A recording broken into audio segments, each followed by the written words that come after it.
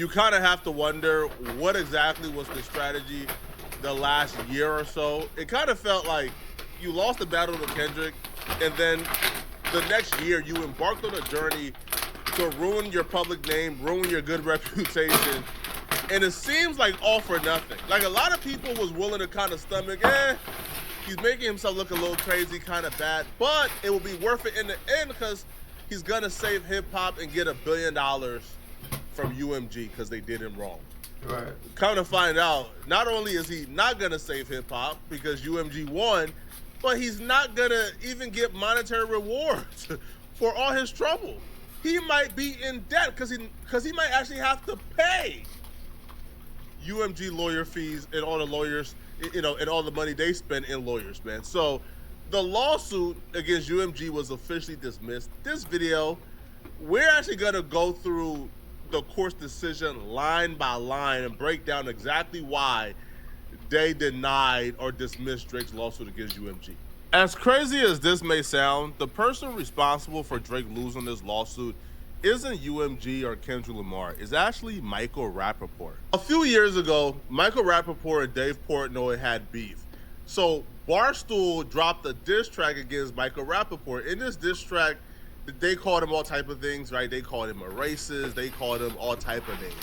Michael Rapaport was offended by the diss track, so he sued them. I can't play the diss track because it got copyrighted material, but essentially, like, the courts ruled that because the diss track was comedic, that the diss track itself was not meant to be taken seriously because of the diss track's, I guess, nature, that nobody could listen to this diss track and take away that what was being said was an actionable fact.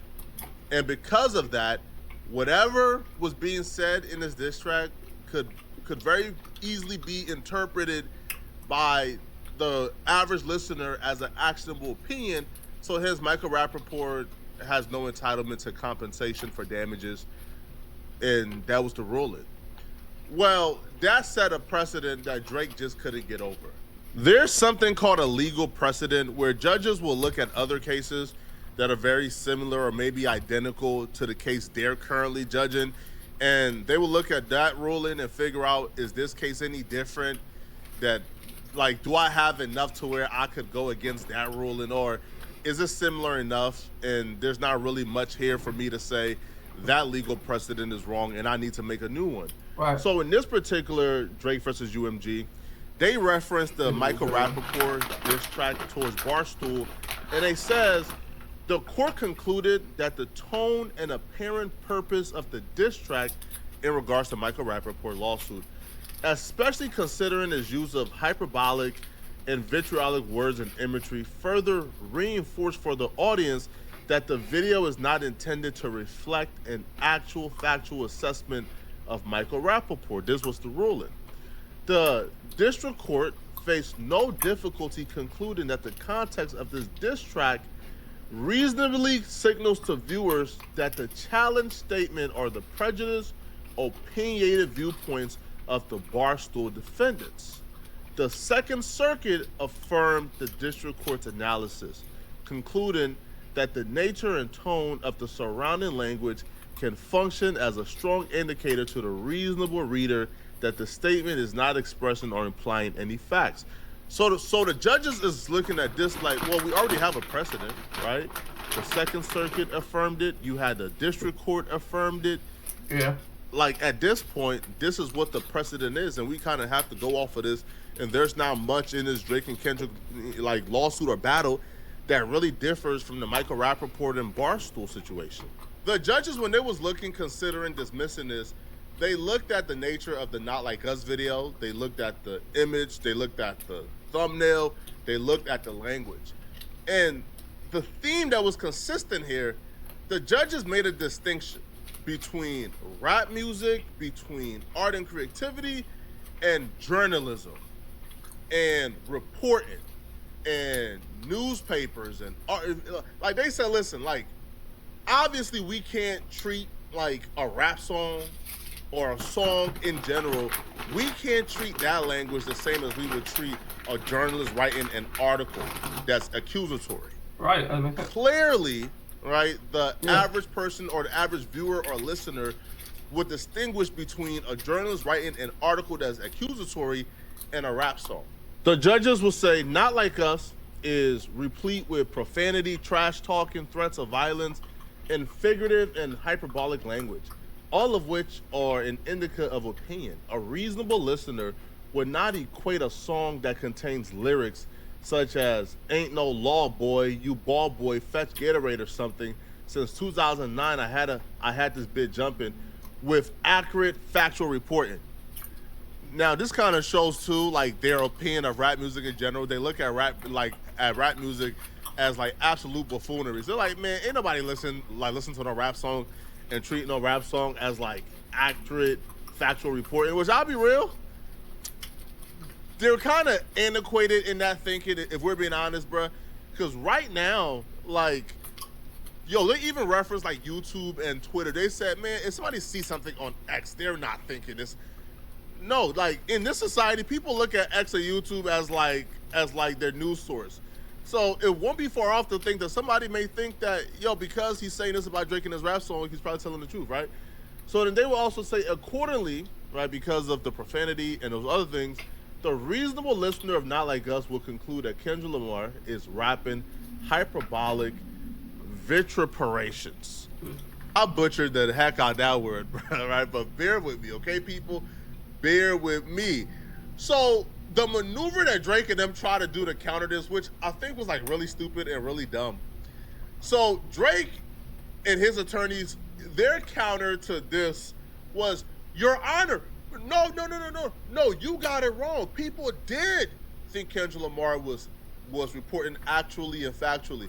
And you know what Drake's like response to what Drake brought YouTube videos from YouTubers, and they said, look, you see, here's this person on YouTube saying Kendrick Lamar just exposed Drake. Yo, here's this person on X saying Kendrick Lamar just exposed Drake. Come on, Your Honor, like, people believe in this. And the judge and them strike that down as well. Plaintiff contends that in determining if the lyrics in Not Like Us express fact or opinion, the court must consider the subjective views of listeners as well as commentators in the rap industry and the press who understood the recording, video, and image as an attempt to convey a precise factual message about Drake.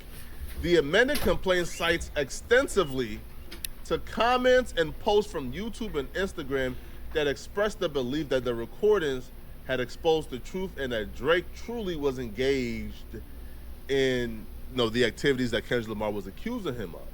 Courts responded back like, Drake, man, cut that foolery, bruh, right? They said, listen, man, the court holds, based upon a full consideration of the context in which Not Like Us was published, a reasonable listener could not have concluded that Not Like Us was conveying objective facts about Drake.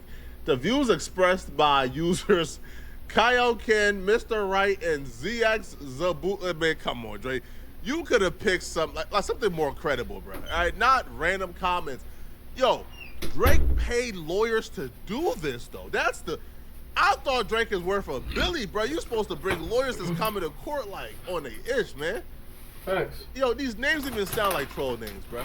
And the other YouTube and Instagram commentators quoted in the complaint do not alter the court's analysis in a world in which billions of people are active online. Support from almost any proposition, no matter how far-fetched, fantastical, or unreasonable, can be found with little effort in any number of comment sections, chat rooms, and servers. That some readers may infer a defamatory meaning from a statement does not necessarily render the inference reasonable under the circumstances. To be honest, regardless of who you're rooting for or what side you're on, you kind of have to admit that's a pretty fair ruling. Like, that's not something that's egregious, right? Like the judges sounds like pretty reasonable, like logical people, fair, right? And another important aspect of this is the judges took into consideration the rap battle. The judges took into consideration diss songs on both sides. And Drake and his attorneys, they fought tooth and nails for the judges not to consider the aspect of the rap battle or the other songs, claiming, yo, those other songs in that rap battle is very niche.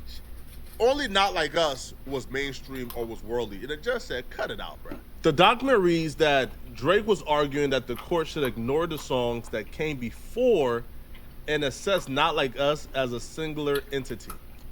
Drake argues that the average listener is not someone who is familiar with every track released as part of the rap battle before listening to the record. They would claim that because Not Like Us is far more popular than the other 7 songs, that Drake contends that the court should not consider those other tracks in assessing how the average listener of the recording will perceive the allegations regarding Drake, which is something that Drake, I believe, was not anticipating because Kendrick Lamar ain't suing Drake. They're not counter-suing.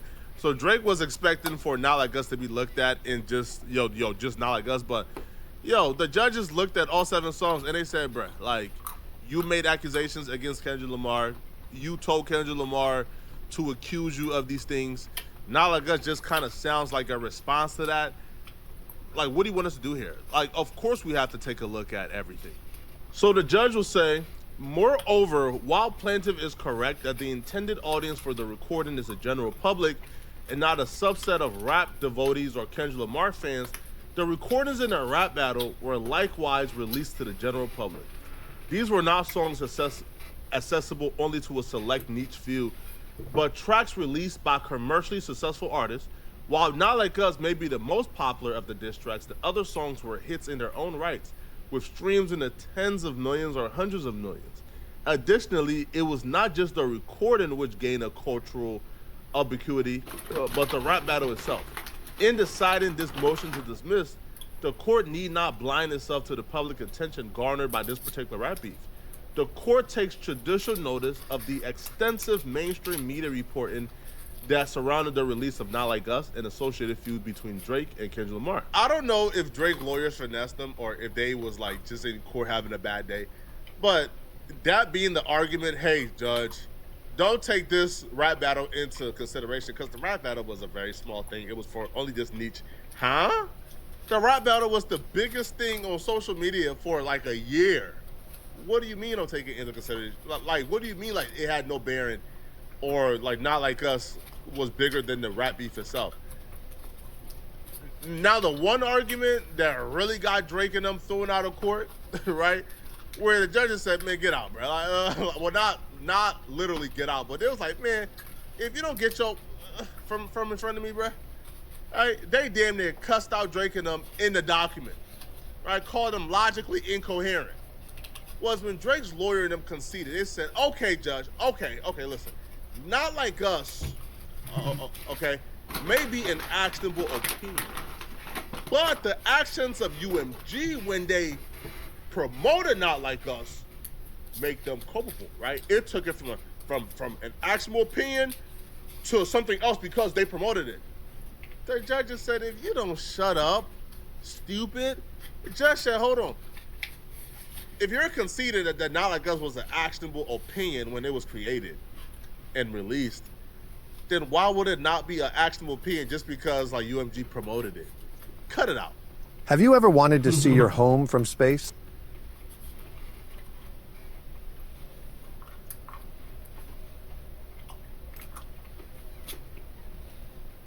Even if the recording was cut it, then why would it not be an actionable opinion just because like UMG promoted it? Cut it out.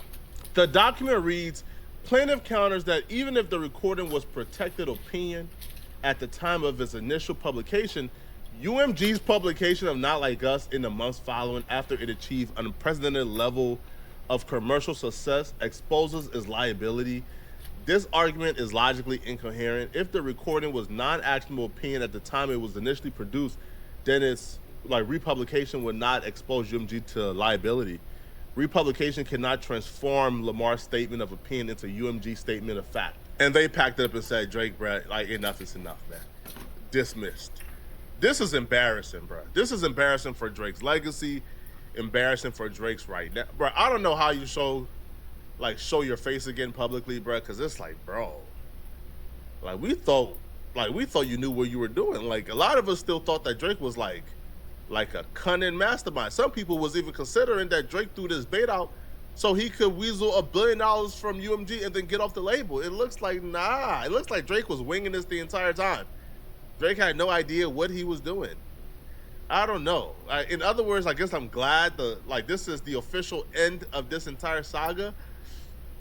But I don't know, man. This is just bad, Drake. Like horrible, horrific, man.